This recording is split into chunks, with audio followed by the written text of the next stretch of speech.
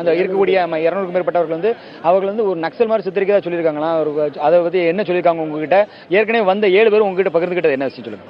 வந்த 7 பேர்ல வந்து ஒருத்தர் என்கிட்ட பேசினாரு. அவர் என்ன சொன்னாருன்னா, அங்க இருக்கிற எல்லாருக்கும் 38 பேர் அங்க ஹாஸ்பிட்டல்ல சேர்க்கப்பட்டிருக்க 38 பேரையும் வந்து அதாவது 3 விதமான கேஸ்கள்ல வந்து அவங்க அடைச்சு என்ன கேஸ்ன்னு எனக்கு தெளிவா சொல்லல.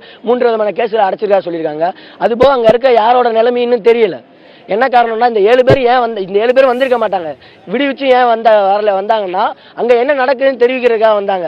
அதே மாதிரி அங்க இருக்கிறவங்க என்ன சொல்றாங்கன்னா, ஜல்லிக்கட்டு நடக்கிற வரைக்கும் நாங்க வெளியே வரமாட்டோம், உத்தரவு நீங்க கொடுக்குற வரைக்கும் நாங்க வெளியே வரமாட்டோம் அப்படிங்கிறாங்க. உங்க ஊர்ல அலங்காநல்லூர்ல இந்த போட்டி நடந்திருக்கு, இது எப்படி பாக்குறீங்க? எவ்வளவு அமைதியா நடந்துச்சா இல்ல எப்படி போட்டி நடக்குது? இந்த ஜல்லிக்கட்டுக்கான போராட்டம் வந்து அமைதியான முறையில் திருவிழா நடந்து வருகிறது.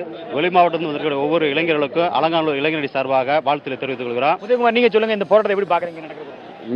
இங்க இருக்கிற போராட்டம் வந்து அமைதியான முறையில் எல்லாமே கரெக்டாக ஒரு உணர்வுபூர்வமாக இருக்காங்க. உழவர் அலைகளிட்டு வந்து கரெக்டான ஒரு அனுமதி கொடுத்துட்டாங்கன்னா அமைதியான முறையில் நடக்கும். இப்போ உங்க ஊரில் நடக்கிற போராட்டத்துக்கு நீங்க எந்த மாதிரி ஆதரவு கொடுக்குறீங்க? இந்த போராட்டத்துக்கு மாணவர்கள் அலங்காநல்லூரில் மிகப்பெரிய அளவில் வந்து பல்வேறு மாவட்டத்தில் வந்து போராட்டம் பண்ணுறாங்க.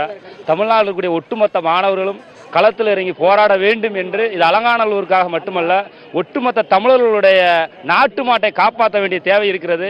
நாட்டு மாட்டில் உருவாகக்கூடிய அந்த பால் தான் கேன்சர் நோய்க்கு மருந்தாக பயன்படுகிறது.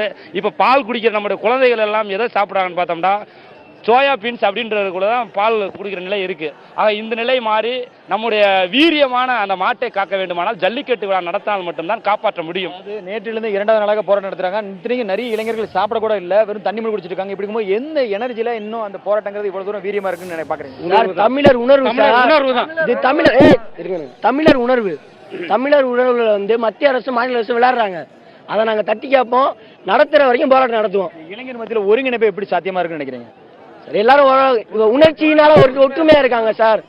தமிழர் உணர்வு அந்த ஒரு விஷயத்தினால எல்லாருமே ஒற்றுமையா இருக்காங்க.